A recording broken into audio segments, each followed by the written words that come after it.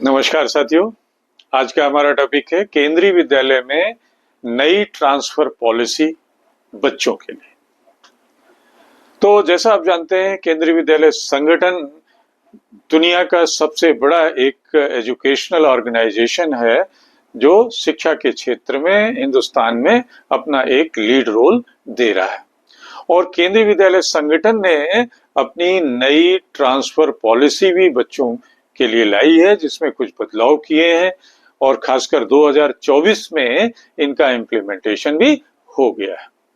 तो पहला बदलाव तो ये है कि सरकारी व निजी क्षेत्र के कर्मचारियों के लिए नियम बनाए गए। सरकारी कर्मचारी अगर आप हैं, सरकारी नौकरी में कार्यरत माँ बाप हैं और उनका अगर ट्रांसफर हो जाता है एक जगह से दूसरी जगह, तो उनके बच्चों का ट्रांसफर नए केवी में स्वतः हो जाएगा, अपने आप हो जाएगा। दूसरा है निजी क्षेत्र के कर्मचारियों के लिए। अगर निजी क्षेत्र के कर्मचारी किसी कारणवश ट्रांसफर होते हैं किसी एक शहर से दूसरे शहर में, एक स्टेट से दूसरे स्टेट में, तो उनका ट्रांसफर नहीं होगा। अब ये नहीं होगा पेरेंट्स के लिए और बच्चे के लिए कितना चैलेंजिंग होता है, कितना डिस्करेजिंग होता है। ये नई जो ट्रांसफर पॉलिसी केंद्रीय विद्यालय संगठन की इम्प्लीमेंटेड है। दूसरा है प्रवेश में कमी कर दी गई है। पहले 40 सीटें होती थी, उनको घटा के 32 पे लाके छोड़ दिया गया है। तो ये भी एक एडमिशन का एक बहुत बड़ा चैलेंज हो गया है। कंपटीशन बढ़ गया और एडमिशन के एक लिमिटेड रास्ते हो गए बस।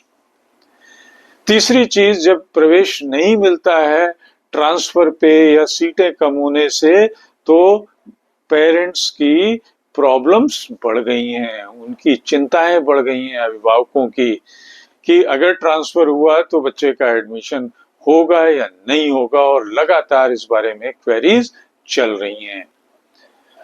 और चौथी चीज, इसके साथ ही एक प्रवेश प्रक्रिया का भी समय है इसमें केंद्रीय विद्यालय में, कि 15 अप्रैल तक जो भी प्रवेश होने हैं हो जाएंगे। और जहां तक 11th का सवाल है, तो बोर्ड का रिजल्ट निकलने के बाद स्वतः ही अगर सीटें होती हैं तो एडवर्टाइज हो जाती हैं और उनमें एडमिशन शुरू होते हैं। तो इस केस में अगर किसी को और भी कोई जानकारी चाहिए होती है तो उसे वेबसाइट पे जाना है, केवी संगठन की वेबसाइट पे, और वहां जाके डिटेल इंफॉर्मेशन लेनी है। नमस्कार। चैनल के लिए याद दिला दें, @104 मिस्टर 104 सुदीप